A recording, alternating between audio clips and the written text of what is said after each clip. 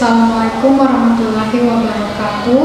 Perkenalkan, saya Nikmatis Nisa, dosen di jurusan Kesehatan Masyarakat, Fakultas Olahraga dan Kesehatan, Universitas Negeri Gorontalo.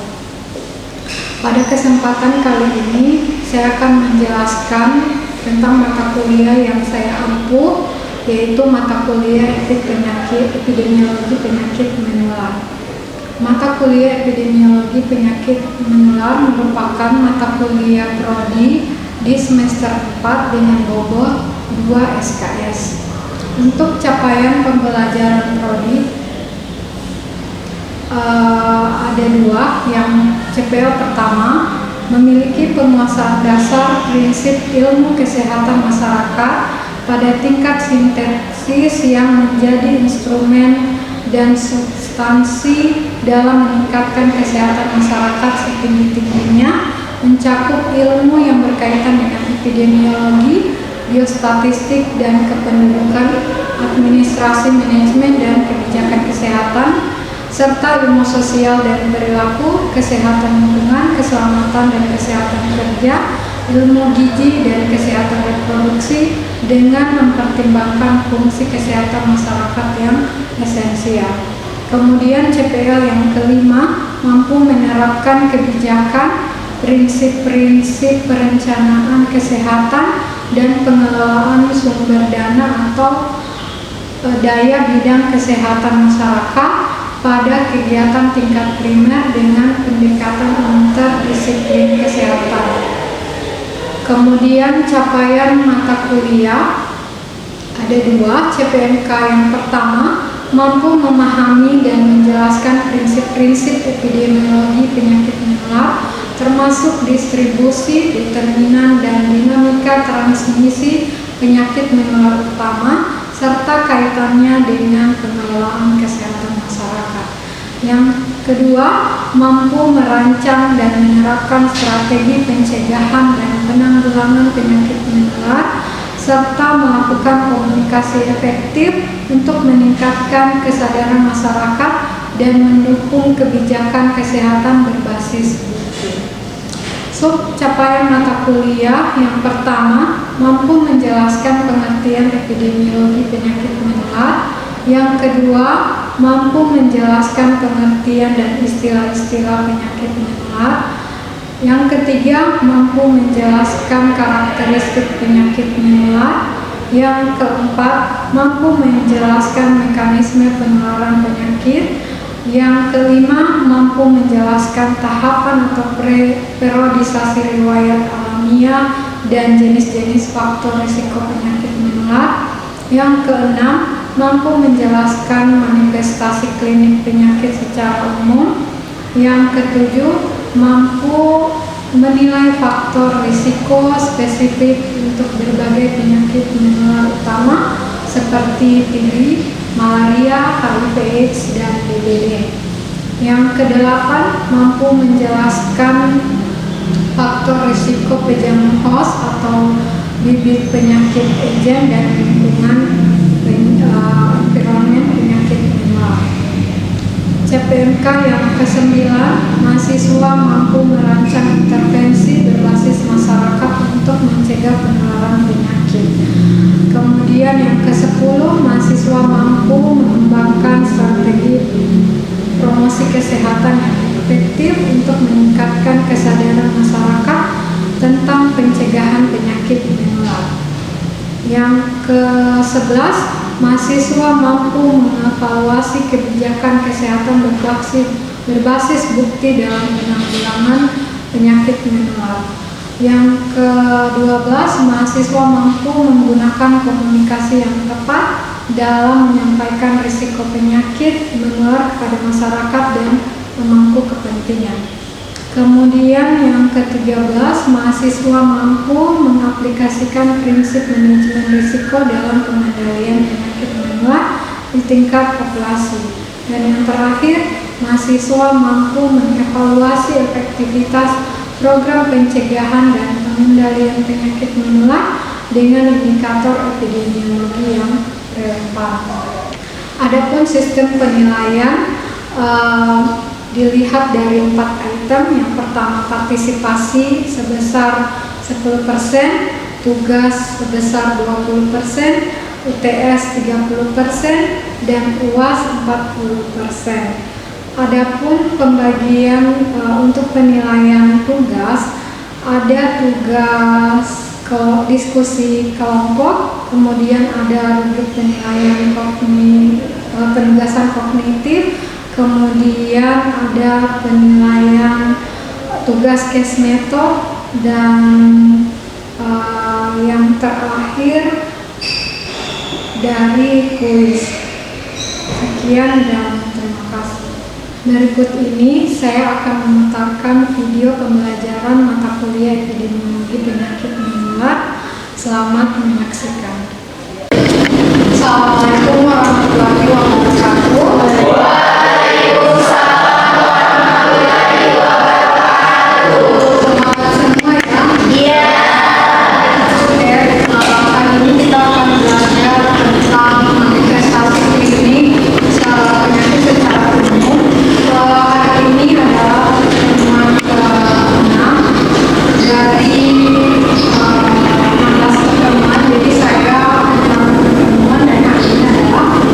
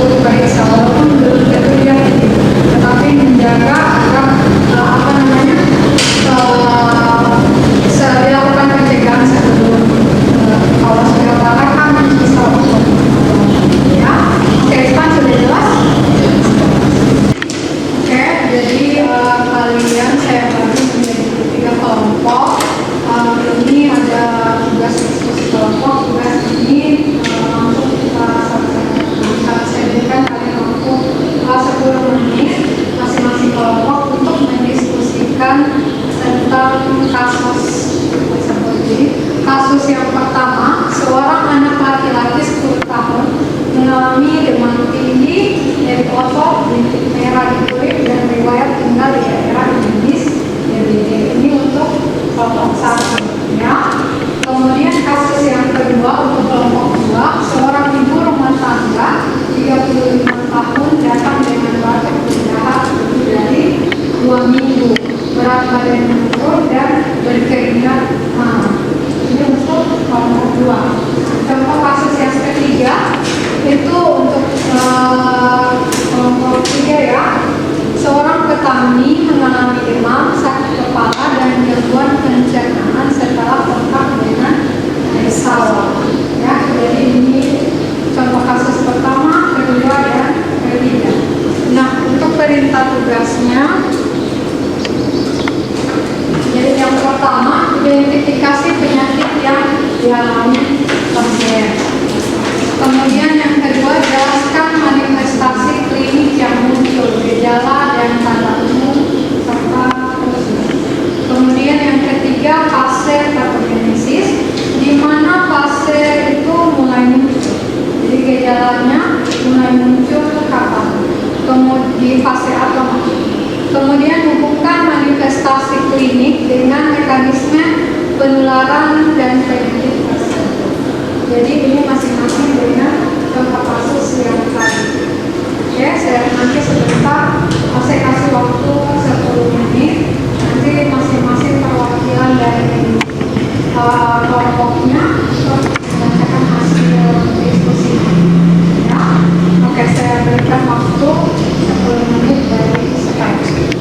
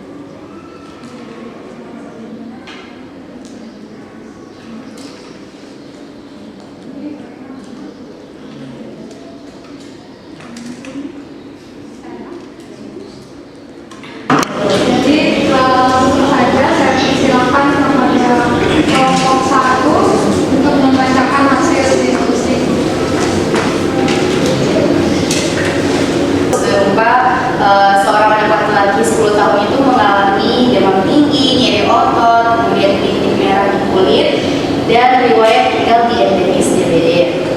Kemudian untuk pertanyaan yang pertama, identifikasi penyakit yang dialami pasien. Jadi kalau kita mengidentifikasi penyakit yang dialami pasien itu berupa DBD yang dimana disebabkan oleh untuk fase patogenesisnya gimana di fase mana gejala mulai muncul. Nah, gejala ini mulai muncul pada fase patogenesis, tepatnya di fase klinik awal, yaitu ketika infeksi. Ada fase akut. Nah, di mana fase akut sendiri untuk bakteri itu mulai muncul atau mulai menyebar dari darah ke dalam tubuh.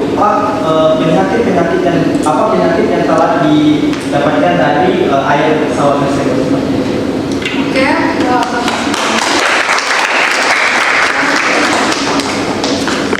Oke, jadi saya diskusi kelompok, jadi saya persilakan untuk kembali ke posisi semula. Oke, jadi selesai sudah materi yang kita tadi, kemudian diskusi kalian sudah laksanakan. Terakhir saya mau kasih tulis untuk menentukan sejauh mana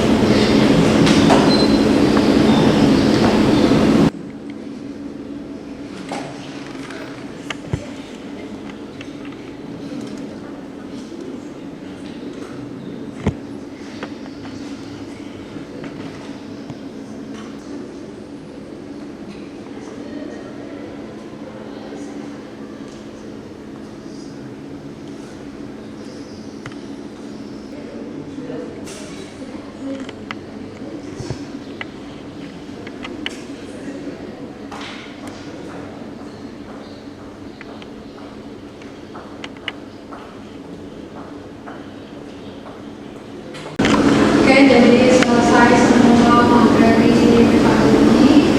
Sampai ketemu sama kita. Semoga materi yang saya berikan bisa kalian pakai untuk dimanfaatkan. Terima kasih sudah hadir pada pertemuan hari ini. Sampai ketemu di salam mereka. Assalamualaikum warahmatullahi wabarakatuh. Waalaikumsalam warahmatullahi wabarakatuh. Terima kasih.